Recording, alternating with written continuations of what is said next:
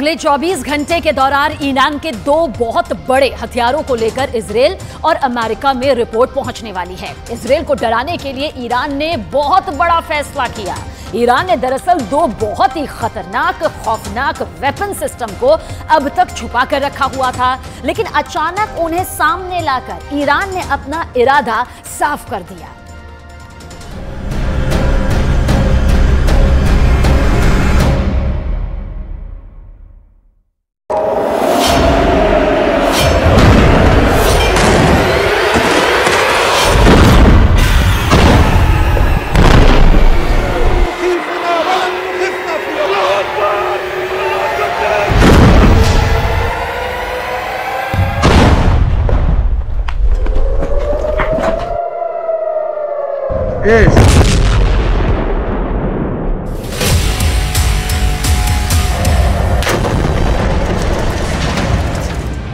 एक तरफ गाजा पर बमबारी हो रही है,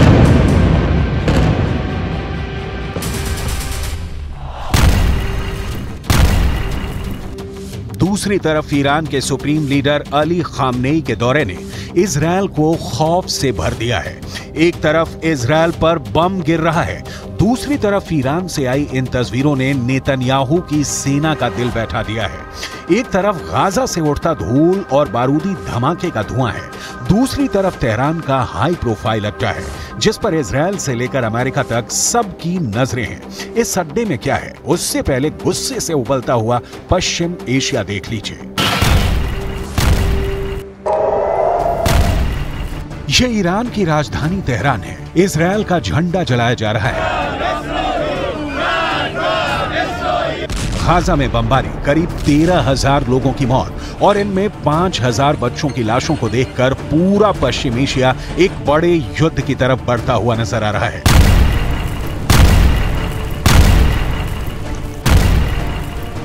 ईरान पर पब्लिक का दबाव बहुत ज्यादा है। तेहरान में रोज प्रदर्शन हो रहे हैं।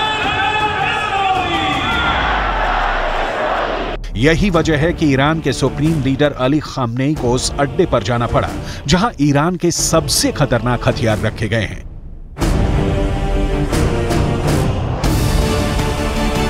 यहीं से निकली ये तस्वीर पूरी दुनिया में वायरल हो रही है। ईरान के सुप्रीम लीडर अली खामनेई के सामने है ईरान का सबसे खतरनाक ड्रोन जिसका नाम है गाजा। इस ड्रोन को ईरान का सबसे पावरफुल लीडर क्यों देख रहा है? इस वक्त पूरी दुनिया में इसके मतलब निकाले जा रहे हैं। ईरान ने गाजा नाम का जो ड्रोन बनाया है, ये 2000 किलोमीटर के दायरे में ऑपरेट कर सकता है। ये 35 घंटे तक 350 किलोमीटर प्रति घंटे की रफ्तार से उड़ान भर सकता है। 35,000 फीट की ऊंचाई तक उड़ सकता है और सबसे खास बात कि ये 13 मिसाइल लेकर उड़ सकता है। ईरान ने इस ड्रोन का नाम बहुत सोच समझ कर रखा है। 2021 में इस ड्रोन को लॉन्च करने के बाद अब इजरायल की बमबारी के बीच गाजा ड्रोन को दुनिया के सामने एक बार फिर लाना, ये ईरान की तरफ से बहुत बड़ा संदेश है, खासकर जब इसके साथ खामनेई की फोटो पूरी दुनिया में वायरल की जा रही है। लेकिन खामनेई के टारगेट पर इस वक्त अमेरिका और इजरायल से ज्यादा अरब वर्ल्ड के वो देश हैं जो इस वक्त गाजा पर बमबारी को देखकर खामोश बैठे हुए हैं।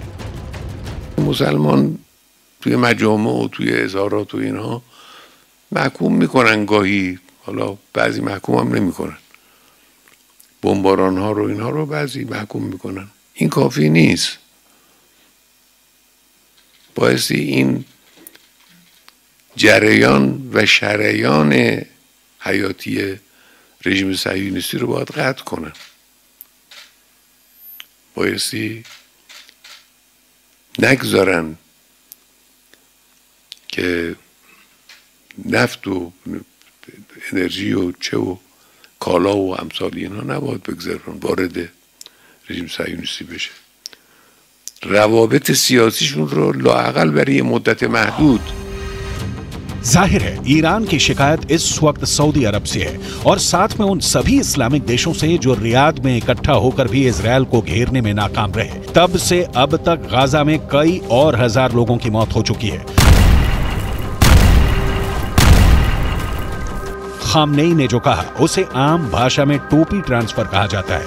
वैसे सच ये भी है कि इजरायल की सेना लगातार गाजा में ऑपरेशन कर रही है। उसे रोकने के लिए इस्लामिक देशों की बैठक का नतीजा 0 यानी 0 निकला है।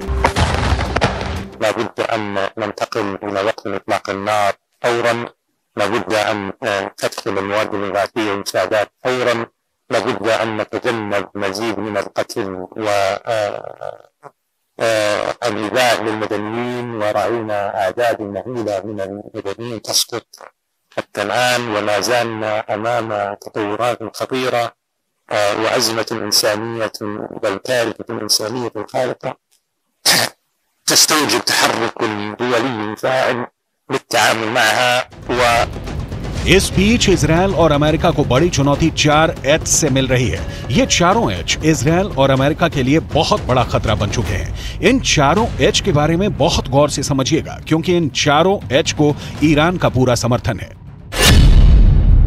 H से हमास, H से हिजबुल्लाह यानी लेबनान का मिलिशिया, H से इराक का मिलिशिया हश्द अल शाबी, H से हूथी यानी यमन का विद्रोही गुट। इस वक्त लेबनान और इजरायल के बॉर्डर पर ऐसा युद्ध चल रहा है कि गाजा में हो रहे हमले छोटे लगेंगे।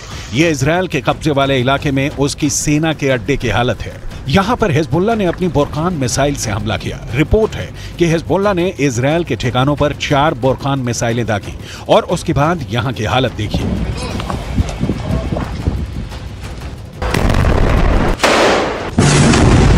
हिजबुल्लाह ने अपनी सबसे खतरनाक स्नाइपर फोर्स उतार दी है। हिजबुल्लाह ने अपने एंटी टैंक दस्तों को इजरायल की पोस्ट पर लगातार हमलों का ऑर्डर जारी किया है। इजरायल के कई शहर टारगेट पर हैं। गाजा में बमबारी के खिलाफ हिजबुल्लाह और हूथी दोनों ने अपने हथियार गोदाम खोल दिए हैं। यमन अब इजरायल के समुद्री जहाजों को भी टारगेट कर रहा है। लेकिन ऐसे हमलों और गाजा पर बमबारी जारी रखने के बीच नेतन्याहू ने अपना वॉर ट्रायंगल तैयार कर लिया है। नेतन्याहू के वॉर ट्रायंगल में सबसे बड़ा कोना गाजा में हमास का पूरी तरह खात्मा है। नेतन्याहू के वॉर ट्रायंगल में दूसरा बड़ा कोना लेबनान में हिजबुल्लाह का अंत है, जबकि नेतन्याहू के वॉर ट्रायंगल का तीसरा सबसे खतरनाक कोना है सीरिया, जहां से इराक का मिलिशिया हश्द अल शाबी इजरायल के बॉर्डर तक पहुंच सकता है। यही वजह है कि सीरिया पर इजरायल की एयरफोर्स ने हमले तेज कर दिए हैं। ये तीनों जगह इजरायल के बॉर्डर से लगी हुई हैं और इजरायल इन्हें अपने खिलाफ सबसे बड़ा खतरा मानता है। इस वक्त पश्चिम एशिया में जो भी हो रहा है वो 2 कैंपों के बीच चल रहा है। एक तरफ है इजरायल और अमेरिका और दूसरी तरफ है ईरान और उसके साथ ही मिलिशिया। जहान در برابر آمریکا متحد است. نفرت از آمریکا سراسر افکار عمومی عالم را فرا گرفته است. آمریکا امروز بیش از هر زمان دیگری در جهان منزوی است. این یک شکست سیاسی برای آمریکا. इजरायल के जवाबी हमलों को देखकर कोई भी नहीं कहेगा कि इजरायल अब पीछे हटेगा।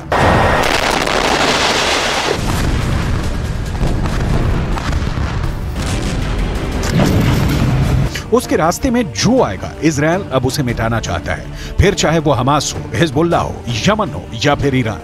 इजरायल का इरादा पक्का है, जो उससे टकराएगा चूर चूर हो जाएगा।